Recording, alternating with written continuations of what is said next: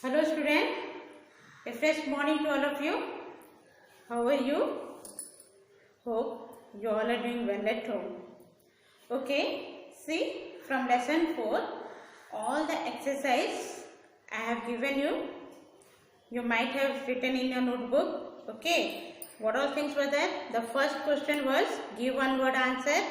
The second one, you have to write the tab and the group, the option from which has been come. The third one is write the steps to do the following, the third exercise. So today we will do the fourth exercise. Here you have to select the correct option. There are 3 options. From that you have to choose and select which is the correct option. So I am doing it. Let's start. See your textbook. The first question is the general arrangement of the text is called what? The general arrangement of text is called, here options are there, layouting, spacing, formatting. So when you do any arrangement of the text, the general arrangement, what do you call? Formatting. Okay. The general arrangement of the text is called formatting. You can put hyphen and you can write down formatting. Come to the second. The font style where the text appears to be little tiny is called what? Whenever if you are doing any font selection, okay, and when the font size is little tiny, then what do you call? Is it bold, italic or underline? Bold means the font will show you highlight, okay, and italic is what? It is tile. Underline means the font where it is underlined. So the correct answer is what? The font style where the text appears to be little tile is called italic. Okay. Italic. You might have seen the option like this: bold, then italic, then underline. When you click on this, the font will appear just child. So the second answer is what? Italic. Let's put it.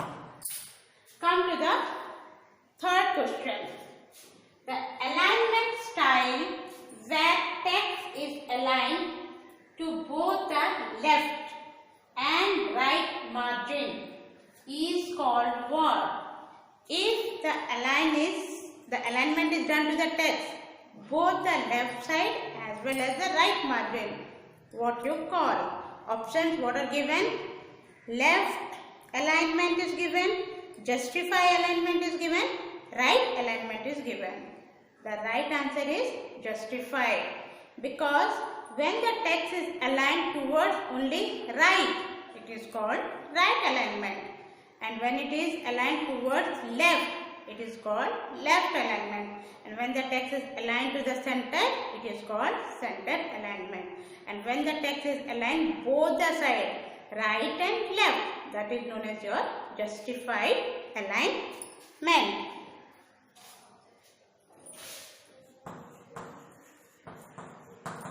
Justified alignment. Justified alignment. Hanging is a style of what? In the paragraph group, we have read lot types of how to format the paragraph. So hanging, it comes under which style? Here it is given indexation, spacing, listing. So what is the correct answer? Hanging is a style of indexation. Okay. Hanging is a style of indexation. Indexation. Hanging is a style of indexation. Spacing means where you can able to give space between two paragraphs.